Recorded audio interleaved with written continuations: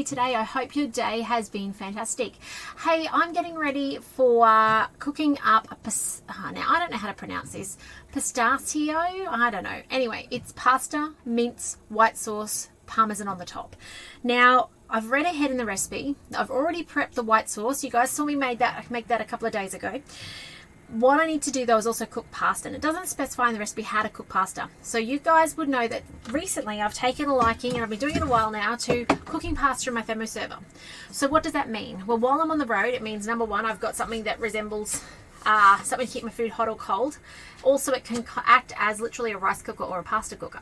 So what do? I have boiled my water using the kettle feature. I've put a centimetre of water in the bottom. That takes the chill out of the stainless steel and keeps that temperature hot. I'm going to then quickly tip out this water, put my pasta in, and I use gluten-free dry pasta, and then I'm going to put the boiling water in and the lid on and leave it then sit for the desired time, which I think is 12 to 15 minutes on this packet. That's how easy it is to make pasta in your thermoserver. Okay, these are worth their weight in gold. If you want one, let's do a demo. Don't mind where you are in Australia. Let's jump online. You have 2 other friends jump online and get you one of these discounted or free if a friend is ready to buy.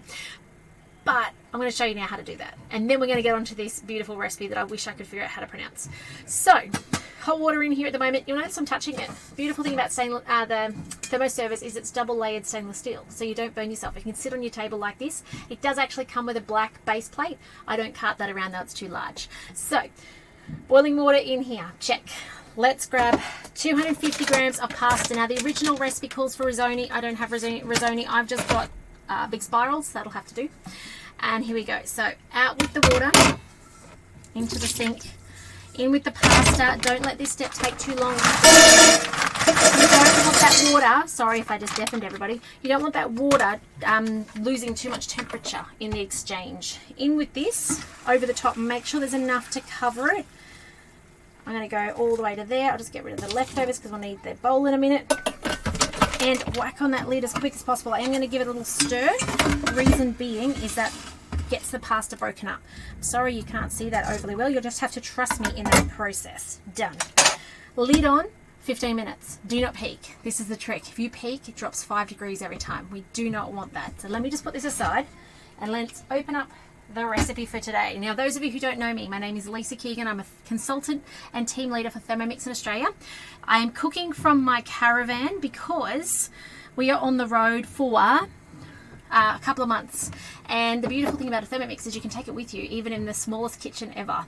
So we cook amazing food from anywhere, off grid as well. We do have a battery and inverter set up both in the car and the caravan, so we can actually cook from anywhere. It means we can have our amazing food from anywhere. So if you want information about getting a Thermomix on your bench, or you'd like to be inspired more, do follow along, say hi at times. I'm really passionate about making sure that if you get a Thermomix from me, that I help you get the very most out of it, that you are constantly fed inspiration and get confident with your Thermomix and create new recipes and amazing things that you never thought you ever would do. So, and that's what I'm here to show you today as well. This recipe I've only made once before, and it was about 12 months ago, so I love that I can share this with you. Transfer to a bowl and set aside. I don't know what step that's up to. Let's go back to the beginning. Okay, here it is. This is the recipe. Pastitsio. All right, we'll go with that. Let's go start recipe. We'll go and scroll down, and we're just going to click on the first step so that I can take you through it. So first things first is some parmesan. This is predominantly going on top, although some of it will go on the pasta once the pasta goes into the casserole container, or in my case it's actually going into my oven dish that my Caravan oven has. I don't have enough. Doesn't matter. Okay, just roll with what you've got. My bowl is still super hot. You can probably see from those little red dots there. Doesn't really matter though. Well, it might, but I'm hoping it doesn't. I'm sorry that the camera's a little blurry. I haven't been able to fix that. But 1 slice of bread torn. Not going to do that. We're going to be gluten-free.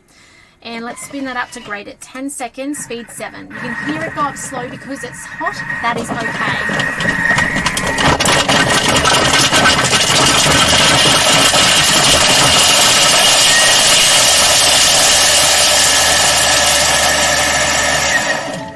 Grated cheese. So no buying grated cheese when you go to Thermomix, which helps you avoid some of the things, the anti-caking agents and stuff that are in your cheeses that are not good for us and can give us tummy aches. Look at that, grated cheese. And that was even with a hot bowl that had the boiling water in it a second ago. Let me turn this around so you guys can see that. All right, scraping that in there. Just grab a spatula if I've got one. I'm just going to get a bit more of that out of there before I then cook. And so now we're going to make the beautiful tomato-based sauce that goes with this recipe. So a couple of standard ingredients that you'd typically have on your dinner anyway. You've got some onion, no garlic in this recipe, surprisingly, a tin of tomatoes, our beautiful veggie stock. So if you're not familiar with Thermomix, one of the first things that we encourage you to make is veggie stock paste. Now it's a selection of veggies and salt, and it enhances the flavour of your savoury dishes. You don't need to make beef and chicken stock if you don't want to. Veggie stock can just substitute in all those cases. And the concentrate can be added with water to make liquid stock as well, or you can dehydrate it. So it's pretty cool. Okay, prepare pasta. We've already done that. 2 eggs lightly beaten to that pasta. We'll come back later and press the pasta into the, and some parmesan, and press it into the tin. Come back to that at the end. Top the pasta. Oh, and now you know what? I'm skipping the spinach. If I put spinach in this, my kids are crazy mad for pasta and mince and cheesy sauce, but not the green stuff. I love it, but they're not going to, so I'm just going to skip it. And that's the beauty of the Thermomix. Preheat oven next. Okay, here we go. 2 brown onions. Now the beauty of Thermomix is you don't have to have the chop on your chopping board. You just de-skin it and chop it in half. So in that goes. I've got them all chopped in half. On with the lid. No onion tears. Chop it 3 seconds, speed 7. I'm going to try and operate through the lid now so I don't cry because I'm stuck in a small space trying to do a Facebook Live with you guys. Actually, no, this is YouTube. All right. For those of you on YouTube, you'll also find me on Facebook and over on my webpage, Tmxing Adventures. You'll find a whole lot of free resources over there, and do subscribe over there to see my daily blogs as well. All right, 20 grams, in it goes. As I mentioned, I'm so excited to help you get more out of your Thermomix. So never hesitate to reach out. Okay, now this is going to cook off. Now this recipe does have 4 minutes, by the way, 100 degrees, speed 1. It's going to make that onion really soft.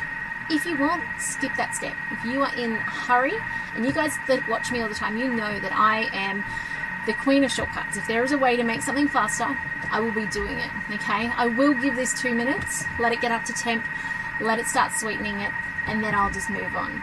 But you guys know if there's a way, I will find it. Now, this recipe has mince in it. You could be mincing your own meat down. Now, how do you do that? I know you're saying, I can tell that you're asking.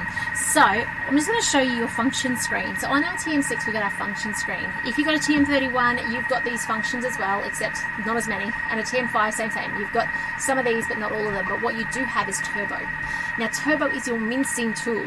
So if I come down here to Turbo, it's not going to work at the moment because I'm doing something else. But you can push Turbo. And if you push Turbo 3 times, with frozen meat, you'll actually have mince. If it's raw meat, 5 times, and you've got mince ready to go. It is so awesome. Couple of tips with mincing though, and some of you guys who've been watching a long time, you know I do this regularly. Not today though, because I just don't have the fresh meat. But you want to use meat that doesn't have sinew and doesn't have a huge amount of fat. You want to pre-cut that off if that's the case, because it just won't chop, especially if it is raw meat. Not so bad if it's the frozen. It'll get through a lot of that in the frozen, although it's not nice to bite into a chunk of gristle. So even still, I try and cut it out. But you want to just have that lean meat diced into cubes, and in it goes. And then Turbo 3 times if it's frozen, 5 times if it's fresh, okay? And you can go up to 500 grams at a go, all right? Had to think about that. All right, 2 minutes, that'll do me. I'm gonna stop that now and move back onto my recipe. Okay, 400 grams of tomatoes, just a can. If you don't have tomatoes in a can, you could use fresh, perfectly fine. The only thing you might find is you may need to put some corn flour in it to thicken it because it might be too runny. However, looking at my can here, it's really liquidy, so I reckon you'll be fine with fresh. In they go, 400 grams. 100 grams of tomato paste. By the way, if you don't have tomato paste, before you start out, cook yourself down a tin of tomatoes for 20 minutes and you turn it into tomato paste. That's how simple it is to make your own tomato paste, and you know exactly what's in it, right? So, 100 grams of this, nearly there. This is such a fantastic dinner. So good. Okay, 2 teaspoons of veggie stock paste. I mentioned that before. This stuff is amazing. Okay, one, don't go too heavy. And the reason, like most main meals will have a tablespoon. So 4 teaspoons is a tablespoon.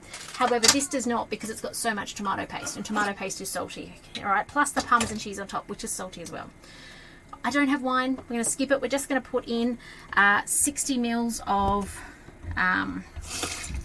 60 mils of water to give it that little bit of liquid content. If you're using those home-grown tomatoes or fresh tomatoes, maybe don't put the water in, or you can still put wine in, but maybe omit the water if you're swapping it out. I didn't put it all in anyway. Oh, there we go, the water. That's where I'd skip it, guys. If you guys have fresh tomatoes you're putting in, don't put the 100 grams of water. Okay, I think it's going to be too much.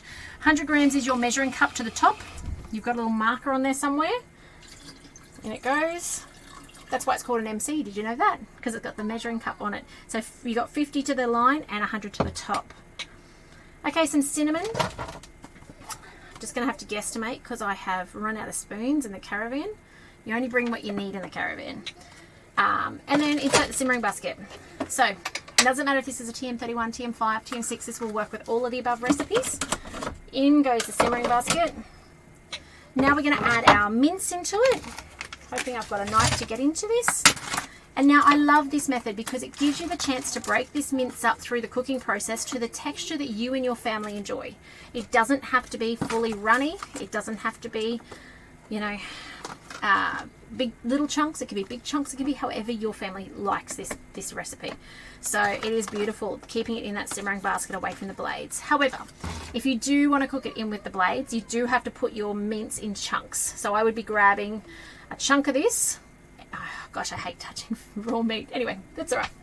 And I would be chunking it like this into a chunk. Did I just drop some down the side? Yes, I did. Chunk it into a ball. This is really refined mince. This is not the style I would normally go with. Into a ball. And then put it in and cook it like that. If you're ever having to do so things like your traditional bolognese on cookie dough, don't spread it all out in there. It just goes to mush too quickly. Ball it up. Okay, there's a little tip. All right, break up the mince with the spatula. I'm breaking it up with my hand because the hand's already dirty. Why not? Next, insert the measuring cup. So let me just finish breaking this up. And then we're going to go on with this measuring cup. And it's going to cook. So this is going to cook now for 15 minutes, 100 degrees, speed 3. So I will come back in 15 minutes and show you the next step. So see you soon. Bye, guys. Okay guys, welcome back. I am just coming back a little earlier because my pasta will be done. It's been about 12 minutes now, maybe 13 or 14. I didn't actually time it, but I knew that this was going to cook for 15, and I think we did it a couple minutes before that. So what I'm going to do now is I'm actually going to drain my pasta through the varoma to actually then be able to put it back in the simmering basket. We need to coat it in egg, and it's supposed to have parmesan in it too, but you guys saw I'm a bit short on parmesan, so I'm going to save that for sprinkling on top. And then we're going to put it in the tray ready for later on cooking, because that becomes our base of our food. So hang tight, I'm just going to grab my varoma because it is a perfect colander for straining things like pasta. So let me just grab that out of my cupboard. Truth be known, I had grand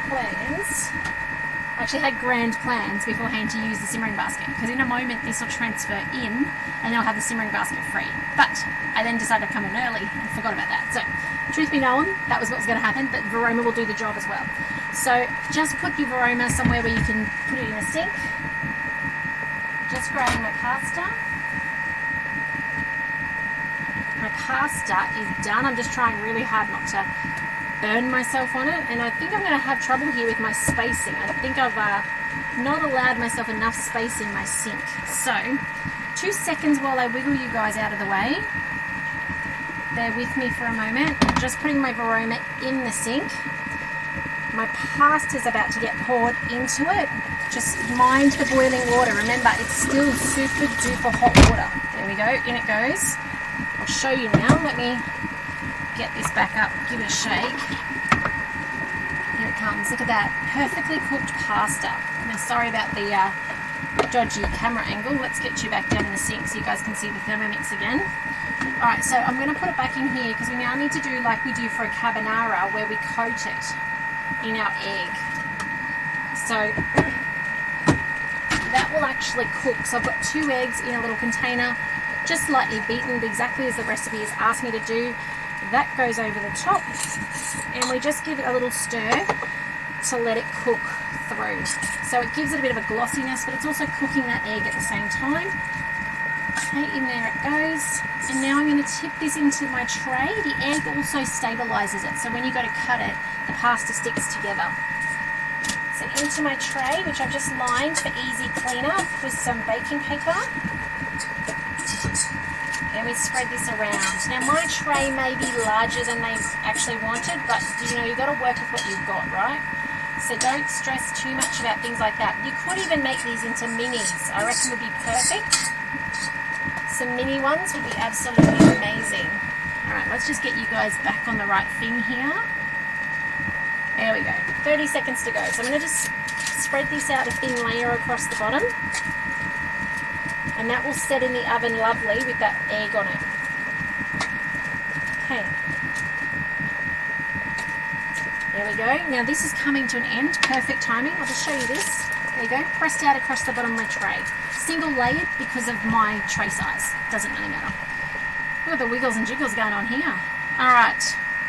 We need a spatula. Spatula is going to help us remove our simmering basket. So click on next, remove. It even gives you a video. I love that the TM6 gives you a video and teaches you how to remove with your spatula. Hang on, go back, I just double clicked. Transfer the meat into the mixing bowl. By the way guys, those of you who have a TM6, you probably don't appreciate it, but those of you with a TM5 or TM31, get your hands on these awesome MCs. They will fit the 31, they'll fit the 5, but they don't fall out. It's amazing. Game changer. Alright, transfer the meat mix into the sauce. So I'll show you this as I do this. Hopefully let's not make too much of a mess. You can see that it's partially cooked, but it doesn't really matter. It's going to go in the oven for 40 minutes. So it's going to have plenty of time to finish that cooking process. Did I make too much of a mess? Not today. That's a win. Okay, next, insert the lid again, and it's just going to blend it through for a moment, really lightly. So reverse, speed 3, 5 seconds. It tastes yummy. Alright, so it didn't do much there. I'm actually concerned it may not have done enough, but that's okay. Let's see how we go. Carefully pour the mixture evenly over, what's it say? Over the spinach and set aside. I'm not putting spinach on top as I mentioned, so this meat mix now will go straight over this. So let me just check those chunks are broken up, because I tell you, my kids won't eat chunks. That's the thing of my kids. They will not have chunks in there. And actually the other thing I could have done is I probably could have hidden some veggies in there if I wanted. So that's a little FYI. At the tomato step, you could add in, actually before the tomato step, put it with the onion and the oil. Put in a capsicum, a zucchini, carrot, those sorts of things. Hide it in there. They'll probably not even notice it's there. Alright. Some of you guys may or may not have seen my savoury mince recipe. That's the prime example of hiding so many things in there. I want to go back and do that step again. I just want this to be a bit finer. And I could stand here all day mushing it, but I'm also mindful of your time. So let's hit the back arrow. Let's just go up to speed again. I'm going to go a little higher just because I'm impatient. And I'm going 4.5 for 5 seconds. I really want to not have much left. Actually, let's go 2 seconds because I'm worried that could be too much. This is how I cook, guys, except normally not on live. Actually, a lot of it's on live, isn't it? Alright, so now we pour this over the top. That I think will be much better. So let's see, I think you can see this up here. Just spread it evenly around. And then we're finishing off with our white sauce. Lucky you can't see the back of the Thermomix where I just splashed everything with the sauce. Such a messy cook. Good thing is though, guys, about taking it away in the caravan is there's such a small place to clean up. I do love that. There's no mopping in the caravan. We have a vacuum cleaner and we use wet wipes on the floor. It's amazing. So spread this around so it covers everything. And then we want to put the white sauce on top next. So just put that there. This just smells absolutely amazing. I'm just going to rinse my spatula. Now my white sauce has been sitting in a bowl in the fridge from the other day waiting for this moment to be used. And the other one was flat packed and I put it in the freezer. I might not use it quite soon. I'm not sure, so I figured I'd better not. You can see how thick it's gone in the fridge. So I'm just going to put it in little slices would be my recommendation if you have the same situation as I do where you know it was made in advance because my milk was going to expire. So if you missed that the other day, I had to cook up the milk because it was about to go. Well, it was overdue. So just going to put dobs around. And then, oh, you guys can't see that yet, sorry. Let's work down to the other end of the tin. And then we're going to put on top the Parmesan cheese, and this goes in the oven. So it's going to get cooked for, let me see. Oh, this is the white sauce, right? So it would normally guide you through a white sauce. Now, there is a few differences between my white sauce and their white sauce. My white sauce doesn't have any additional cheese in it. Mine's just literally the good old-fashioned white sauce, which I'm quite okay with because we can't do too much. We can do a bit of cheese, but not too much. Too soon is not a great thing. So it doesn't matter that we skip that cheese. So you'll see there, like the other one the other day, butter, plain flour. I use gluten-free, milk, lid goes on. Some nutmeg, pepper, salt, and they've got eggs in there. They don't have cheese, they've got eggs. Oops. My mistake, guys. I must have dropped that one up. Mine did not have eggs in it, okay? I led you astray. Hope you watched on after that. And then theirs would be ready to go on top. So, let's put this in. And then we're going to, back to my original question, carefully pour it over the sauce. Smooth the surface and sprinkle with the Parmesan. Bake in an oven for 40 minutes at 180 degrees until browned off. So that is going to be the final step as it goes in the oven. So as I said, I reckon some minis would be amazing. You can make individual serves of this in some little cottage pie style dishes so that you're ready to serve it up when you're ready, or even put it in the freezer. Like if you don't want a massive batch, like this is a decent batch. My kids will probably eat it all. Between them all, and maybe hubby too, but I certainly think there's ample there to be able to do a couple of nights worth of meals if you're not feeding a family of 6. So on with the Parmesan. Not going to bother spreading the white sauce out any further. What they call it, bechamel, that's the word. All right, that is it. This is how we make that beautiful, however you pronounce it, pasta, mince, sauce, white sauce, Parmesan on top dish. Give it a go. When you do, let me know what you think. I'd love to know your thoughts. But otherwise, enjoy. I hope you've been inspired. I hope you've taken away some hints and tips for your thermomixing. And when you do make this, let me know. If I can help you with anything regarding your Thermomix, please do reach out. Or if you want to get one in your kitchen, come say hi. I'd love to help you get started. But most importantly, keep getting more and more out of your investment. Even if you're in a caravan, a small home, a tiny kitchen, whatever the case might be, the Thermomix is for everybody, and it will save you time and make things so much easier for you. Like things like making this so quickly and easily. All right, take care, guys, and I will see you next time. Bye for now.